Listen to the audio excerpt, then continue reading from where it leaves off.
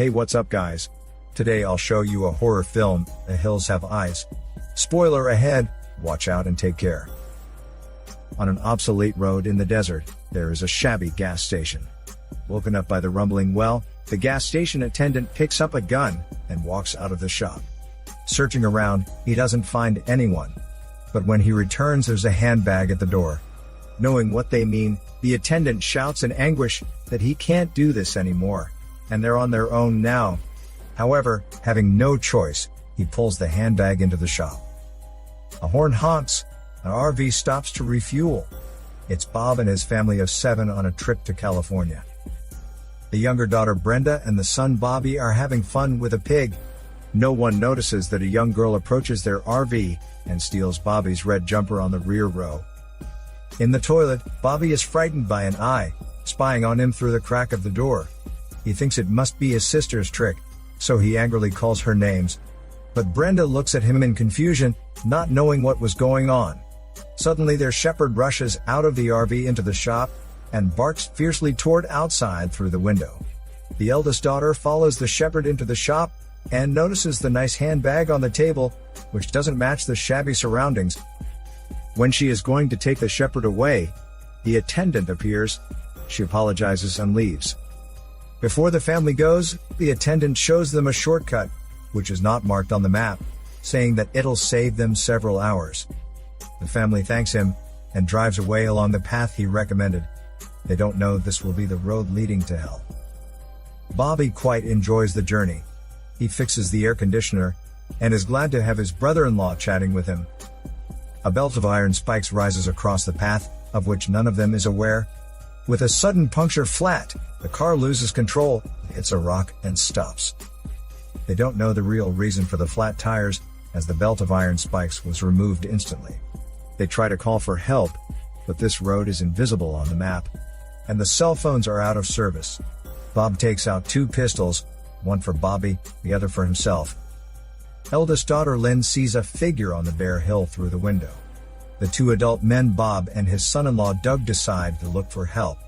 Bob will go to the gas station to ask the attendant for help. Doug will walk deep into the desert to see if any other people pass by. Before the 2 men leave, the mother calls the family to hold each other in a circle and pray. But they are unaware of being the focus of the binoculars on the hill far from them. After the 2 men leave, the 4 left unfold the table and enjoy their time. When Brenda comes into the trailer, the shepherd runs out again. Bobby runs after the shepherd to the deep desert. He finds himself in a desolate valley, where a figure with red flits by behind him. Bobby picks up a stone and sneaks ahead. He finds no one but the shepherd's gutted body. Bobby runs as fast as he can in a panic, but he loses his footing and falls. While he lies on the ground unconscious, a deformed young girl in his red jumper approaches. She kneels beside him and gently touches him. Then she sees a drop of blood falls down from the hill. She looks up and sees a savage mutant devouring the shepherd's leg. Doug comes to a huge meteor crater filled with many scrapped RVs. In one vehicle, he finds many recreation stuff. He has no idea why the RVs are discarded here. When it's dark, Bob finally arrives at the gas station after several hours walks. The attendant is not there, and the old telephone doesn't work at all. Bob finds a bloody ear in the handbag. On the wall, there are yellowing old newspapers. All were the news about the nuclear testing in the minor town. Bob runs out of the room and gets into the car, which parks at the door. He hears the attendant murmuring inside the toilet that he'll never understand what's going on with the minor town. The children grow up as cannibals. When Bob points the pistol at him, the attendant seizes it and shoots himself. He fires randomly and then hurries into the car. But the mutant is in the car. Before Bob can fire, the mutant knocks him out and transports him into the mine with a barrow. The deformed young girl sits beside Bobby to take care of him. She runs away to hide when she hears Brenda coming. Bobby says nothing about the gutted shepherd because he doesn't want to frighten his family. When Bobby stays up waiting for Dad to come back while others are sleeping, he hears a dog barking and goes out. A mutant takes the chance and sneaks into the RV. Seeing Brenda, who is asleep, the mutant gives an obscene smile. As Bobby runs closer, the barking becomes fiercer. Bobby feels wrong, and hurries back to wake up his sister and brother-in-law. Lynn thinks him too sensitive. Bobby has to tell them about the dead shepherd. Doug asks his wife to stay in the car while he and Bobby goes out to check. Inside the trailer, the mutant presses himself against Brenda and tells his cohort outside via the walkie-talkie to detonate the bomb. The bomb blasts. In the brightness, Bobby finds his dad tied to a tree, engulfed in flames. Bob howls. Hearing him, his wife rushes out. And Doug hurries to the trailer to fetch the extinguisher. None of them notices the mutant in the trail. Lynn pulls back her desperate mother from jumping into the fire. When the fire is finally put out, Bob is already dead. Lynn finally hears her sisters crying, and finds her assaulted by one mutant, and her baby in the other's hands. Lynn surrenders herself to his assault. When the mutant points his pistol at her baby girl, their mother hears their scream. And she picks up a large heavy rock, and makes her way to the trailer. She raises the rock above her head, but is shot by the mutant. Lynn grabs a screwdriver from the floor, stabs the mutant in the thigh, but unfortunately misses his deformed balls. After the mutant kills Lynn, he fires at Brenda, but the pistol runs out of bullet. Seeing Bobby and Doug rushing toward them, the mutants then flee, one holding the baby. When Doug and Bobby return to the trailer, Doug sees his wife dead, and his baby daughter missing. On the hill not far, when a mutant is watching the trailer through binoculars, the shepherd pounces on and bites him in the neck. Bobby covers his sister's body with a sheet, and picks up his pistol. But Doug holds him back. Though their hearts are filled with revenge, it'll be too dangerous to rush out without a careful scheme. When the sun rises on the horizon, Doug takes the shepherd to look for his baby daughter. Passing through a tunnel, Doug finds the minor town down the hill where the mutants live. It's a lifeless place with weird mannequins everywhere. Finally, he finds his baby in a room. Before he enters the room, he sees a mutant pass by dragging a corpse. Doug shuts the shepherd's mouth up to prevent it from barking, and they hide in an abandoned car. When the mutant goes away, Doug leaves the shepherd inside the car, and he comes into the room for his baby. He hears someone turns on the TV, and sees a bald mutant sitting on a chair, with a woman's head sculpture in her hands. He approaches the bed, and carries his baby into his arms. Just before he goes, the mutant sees him. She bashes him with a stick, which knocks him out. When Doug comes back to life, he finds himself stuck in a case full of human body parts. He manages to kick the cover open and escapes.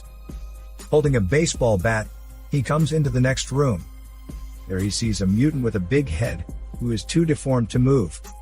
Doug asks him where his baby is. The mutant says, wheezing, he doesn't know where she is, for he never leaves this place. He blames the nuclear tests, saying they were asked to leave the town and their homes were destroyed. They went into the mine to hide, and the blast turned everything to ashes. They became mutants because of the radiation. Doug raises the bat and asks where the baby is, but the mutant laughs and says it's breakfast time. Suddenly, a huge and robust mutant breaks through the door. He waves an axe to hack Doug. Just then, the shepherd flies at him and bites him in the arm. But the mutant gets rid of the shepherd and has a fierce fight with Doug. Doug thrusts the broken baseball bat into the mutant's belly, but the mutant pulls out the bat and pushes Doug against the wall. He hacks Doug with the axe and cuts off his 2 fingers. Doug pierces the screwdriver through his foot into the wood floor and finally finishes him. Then he takes the axe and hides behind a discarded car, and he kills another mutant who passes by.